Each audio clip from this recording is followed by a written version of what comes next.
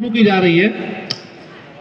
हम भारत के लोग भारत को एक संपूर्ण प्रभुत्व संपन्न समाजवादी पंथ निरपेक्ष लोकतंत्रात्मक गणराज्य बनाने के लिए तथा उसके समस्त नागरिकों को सामाजिक, आर्थिक और राजनैतिक न्याय, विचार, अभिव्यक्ति, विश्वास, धर्म और उपासना की स्वतंत्रता, प्रतिष्ठा और अवसर की समता प्राप्त कराने के लिए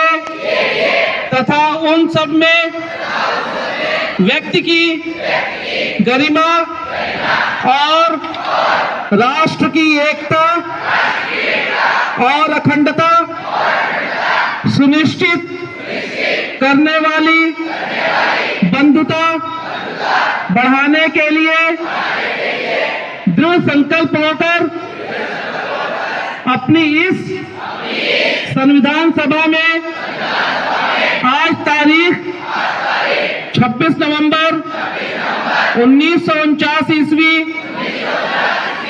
को द्वारा इस संविधान को अंगीकृत, अधिनियमित और आत्मार्पित करते हैं।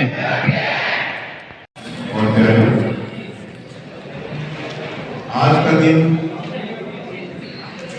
जब ये कानून बन करके तैयार किया गया कि इस आज़ाद मुल्क को कैसे चलाया जाए, क्या इसकी मान्यताएं हो, क्या हुकूक दिए जाए लोगों को।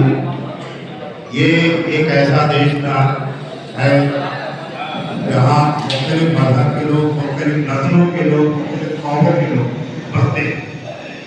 तो इनको संभालना, सबको न्याय दिलाना, सबकी समानता सबके लिए लागू करना, ये बहुत मुश्किल काम है।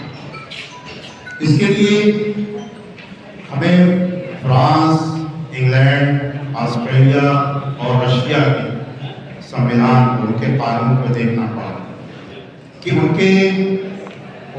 कैसे अपने नागरिकों के हुकूक को अदा करते हैं, कैसे वो अपने यहाँ समानता बरकरार रखे हुए, कैसे वो अपनी न्यायपालिका को चलाते हैं। ये सारी चीज़ें जब हमारे सामने आई, हमने सबके संविधान को इकट्ठा कर लिया, तो उनसे जो बेहतरीन चीज़ें वो हमने निकाली। जैसे किसी भी चीज़ को का निचोड़ का एक्सट्रैक्ट किया जाता है, तो वो एक्सट्रैक्ट था, ये एक्सट्रैक्ट हमारा संविधान है। हमने इतने बड़े मुल्क को एक सूत्र में बांधा संविधान का, कोई ऊंच नीच नहीं, कोई जात पात नहीं, कोई मजहब का झगड़ा नहीं, तमाम चीजों को बराबर के हिसाब से रख दिया गया। अगर वो आदिवासी है उसको भी समान अधिकार है, अगर वो हायर कास्ट का है उसको भी वही अधिकार प्राप्त है। किसी को भी प्रियोरिटी नहीं दी गई, सबको समानता के साथ रखा है। यही इस संविधान की सबसे बड़ी विशेषता, जिसने सबको एक सूत्र में बांध दिया। अब हमारे पास राज्य भी बहुत सारे थे, उन राज्यों को भी बांधना था हमको, तो उनको सेमी ऑटोमेटिक स्वतंत्रता दे दी गई ताकि वो अपने हिसाब से अपने राज्य को देखें। क्योंकि अगर हम छोटे पैमाने पर देख लें तो हर तरफ अलग रस्म रवाज है, अलग मजहबी रसूमात हैं, उनको संभालना, उनको पूरा करना किसी भी देश के लिए मुमकिन नहीं होता जब तक कि वो छोटे छोटे हिस्सों में बांट करके उनकी मान्यताओं को, उनकी ज़रूरतों को, उनकी समानताओं को ना देखें। आप बहुत छोटे पैमाने पर भी इसे ले सकते हैं। एक घर को चलाने के लिए एडमिनिस्ट्रेशन होता है, न्याय होता है, प्रबंधन होता है, ये तो अगर हम छोटे पैमाने पर ये काम करते हैं तो बड़े पैमाने पर भी ये मुल्क उसी अंदाज में चलाया गया है। अगर हम आमतौर पर देख लें तो घर का जो बड़ा होता है वो प्रेसिडेंट होता है, उसका जो बड़ा बेटा होता है वो वजीर आजम, उसको मान लीजिए, और मिनिस्ट्री औरतों के हाथ में होती है। तो ठीक यही चीज़, और जो बच्चे होते हैं वो पार्लियामेंट्री बोर्ड के मेंबर्स होते हैं, वो सलाह देते हैं।